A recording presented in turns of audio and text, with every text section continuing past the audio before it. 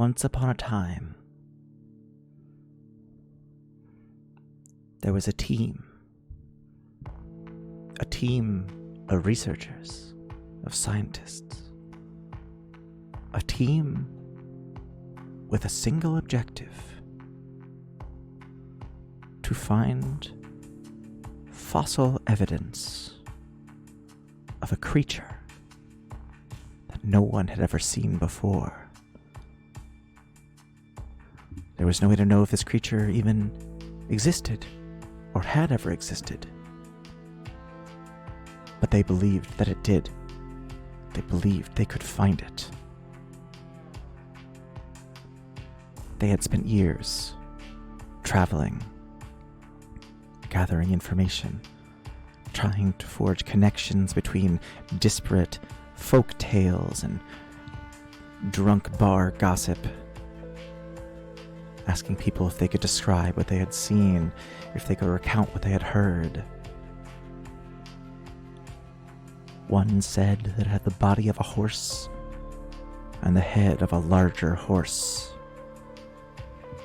Others swore that it had massive teeth and could swallow anything whole and hold it in its massive stomach for days or weeks, digesting it slowly, like a snake. Some claimed to see it soar high in the sky, others said it could burrow underground. But everyone agreed that it was out there. And so the team began to dig. They tested the soil. They ran ultrasound tests of the earth. They set up camp. They intended to stay there for a long time. They had provisions,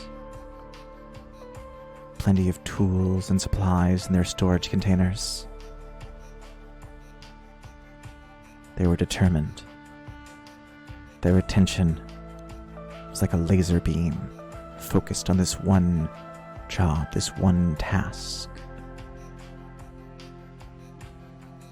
And after weeks of digging, weeks of searching, when their conviction was starting to fray at the edges, they found something. They began to brush away the dirt. This was no dinosaur or mammoth or tiger. No, it couldn't be. The joints were all wrong. And it seemed to be intact still.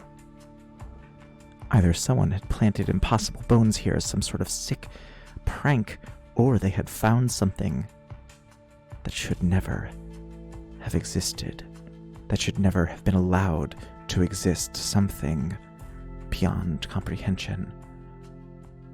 But instead of turning back, they worked harder. They brushed away more, very carefully chiseling away the mud and the clay and the soil, until finally they found what they believed to be the creature's skull.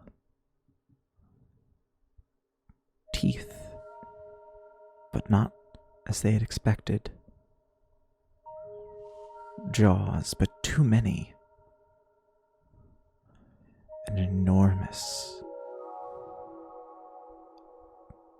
ferocious skull.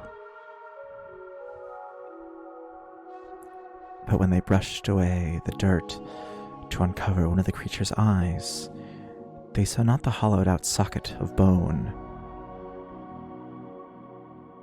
but something that shone in the moonlight. Something crystal, something smooth,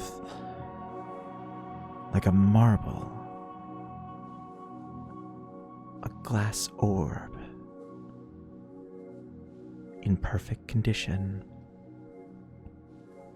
And as they stared at it, the glint of the moonlight that reflected in the orb grew brighter, impossibly bright somehow, until it exploded in light, blinding every single one of them.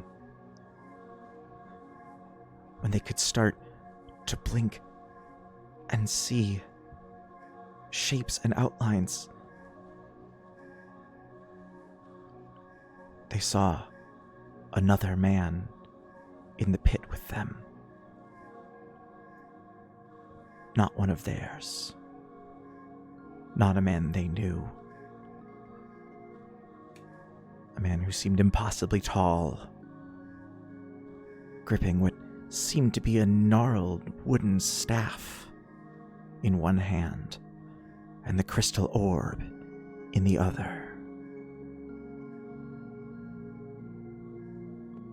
The bones beneath them were beginning to shake, and although they could barely focus their eyes, the orb was growing brighter.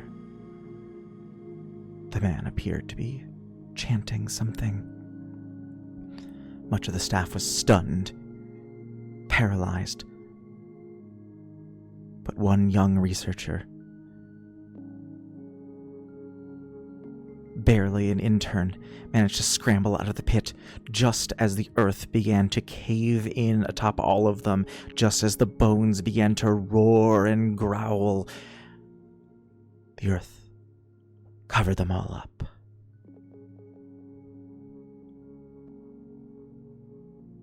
The young man barely got out alive. The dig was gone. There was no trace that it had ever been there. And now this man, not so young anymore,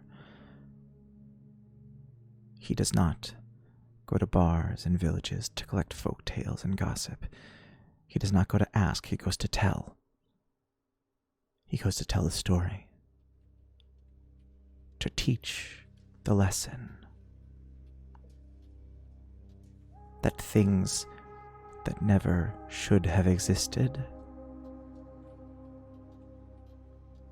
should remain where they are, never to exist again.